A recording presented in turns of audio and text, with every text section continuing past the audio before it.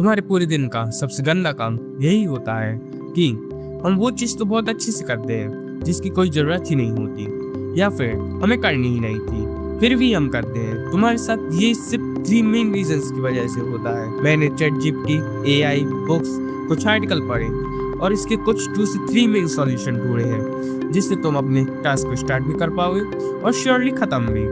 इस एक डिस्कशन से तुम्हारे प्रॉब्लम्स के स्टेप बाय स्टेप सॉल्यूशंस, तुम्हारे मिस्टेक्स और एक शॉर्ट एक्सरसाइज जो तुम आज ही करोगे। सबसे पहले हम फाउंडेशन से स्टार्ट करते हैं कि तुम्हारे ब्रेन को हर एक चीज बतानी पड़ती है या फिर पर्टिकुलर डायरेक्शन देनी होती है कि कैसे फ्लो होना है। अक्सर जब भी तुम उठते होगे तो तुम भी 1 से 2 घंटे घर के कामों में लगा देते होगे, मोबाइल स्क्रॉल करते होगे और या फिर तुम वहीं पे रह जाते होगे जहां पर तुम पहले भी थे। इसका सिंपल सॉल्यूशन है कि तुम रात के वक्त 2 से 3 टास्क ऐसे रखो जो तुम्हें अगले दिन करने हैं। इससे तुम्हारे माइंड को एक स्टार्टिंग पॉइंट मिलेगा और तुम प्रोक्रेस्टिनेट भी नहीं कर पाओगे, ना ही तुम्हें एक्स्ट्रा थिंकिंग करनी पड़ेगी और स्पेशली तुम्हें कभी भी दूसरे कामों को बिल्कुल प्रायोरिटी नहीं देनी है, जैसे मोबाइल स्क्रॉलिंग या गेमिंग।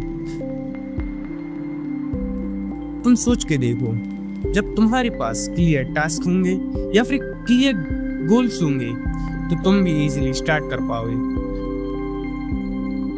रात में लिखना कितना ही जरूरी है? हाँ, बहुत जरूरी है। इससे तुम्हारे 2 काम होंगे। पहला, तुम जर्नलिंग कर लोगे। दूसरा, तुम आज की मिस्टेक कल नहीं कर पाओगे। स्टेप बाय स्टेप करना क्या है? स्टेप 1, सबसे पहला डिसाइड करो कि तुम्हें एग्जैक्टली चाहिए क्या है।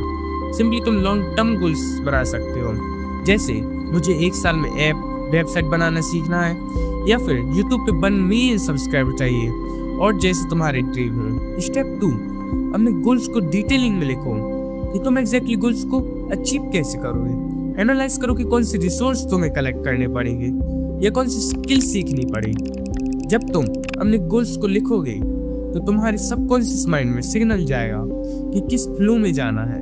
तो स्टेप, अपने गोल्स को छोटे छोटे पीसेस में ब्रेक कर दो जिससे तुम्हें क्लैरिटी मिलेगी। स्टेप 4, अपने छोटे छोटे स्टेप को डेडलाइन दो ऑन डेली बेसिस कि ये टास्क मुझे इतनी से इतनी टाइम तक इतना करना ही है। स्टेप 5, अपने टास्क को एक फ्लो में अरेंज करो, जैसे कोई लूप हो, उनमें से कोई एक टास्क में इमीडिएटली एक्शन लो। ये सब चीजें करने से तुम्हें क्लैरिटी मिलेगी और ना तुम परेशान रहोगे कि अगला करना क्या है और डेडलाइन तुम्हें कतई मजबूर कर देगी। इस वीडियो में 4 ऐसी ट्रिक्स बताई हैं जिससे तुम 20 आवर्स का काम सिर्फ 4 आवर्स में कर लोगे और मैं वहीं मिलूंगा। ओके, सो कमेंट और सब्सक्राइब कर देना।